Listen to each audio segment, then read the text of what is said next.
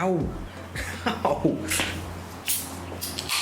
Deep fried flannel buffet. Hey. Friday has begun. How's your Friday gone? It's rhetorical, you can't actually speak back to me, but I'll tell you about mine anyway. I started the day spinning out my legs.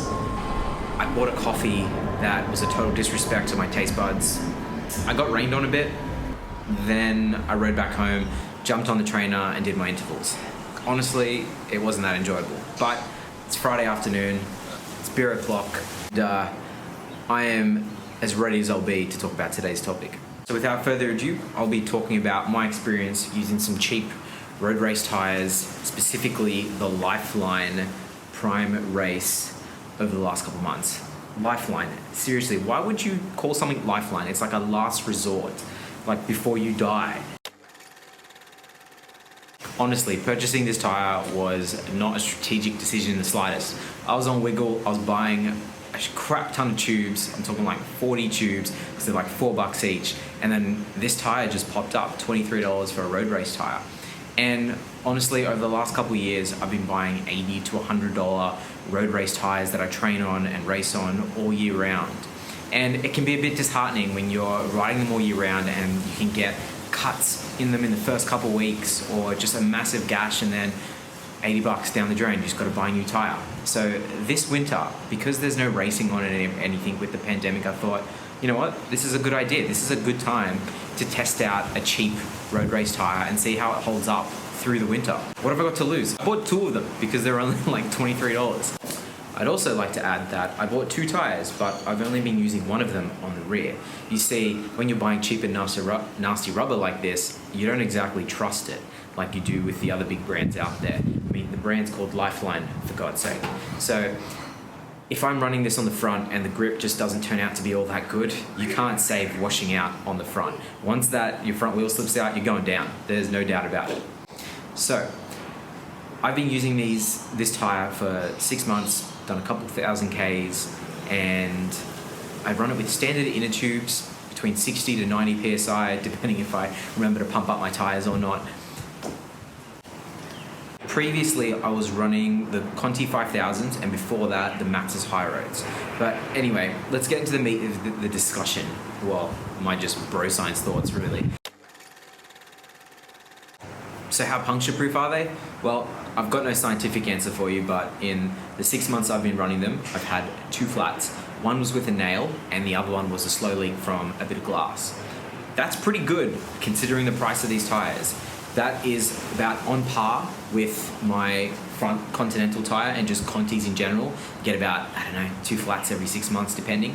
But it's less than my Maxxis High Roads. I remember on my Maxxis High Roads, I would get a flat, maybe not every time it was wet, but as soon as it got wet and the rubber softened, I just remember getting so many flats with my Maxxis tires.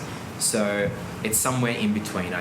How does this tire roll? Well, honestly, I have no scientific answer for you in terms of rolling resistance, metrics, and everything down that rabbit hole. I don't even have a bro science answer for you, but honestly, it feels fine.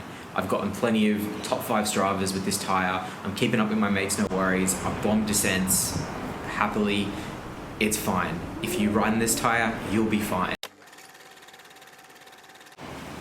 So how does it actually feel in comparison to, say, a Conti or a Maxxis? That's what it is. I'm not as confident coming into corners with this tire. I feel like the rear end, running this rubber, slides around more than, say, the Conti or the Maxxis.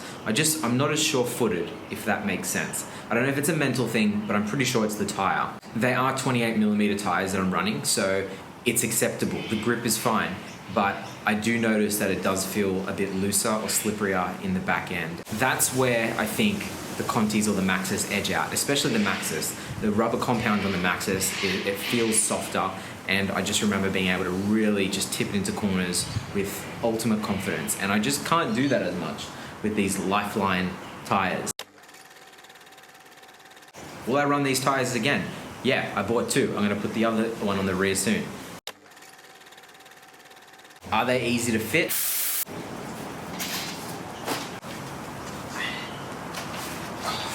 Yes, they're easy to fit. Easy enough to fit without a tyre lever.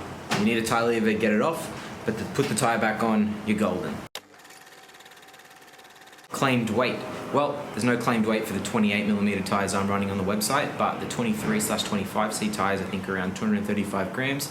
I weighed these, they come in at a very respectable 256 grams.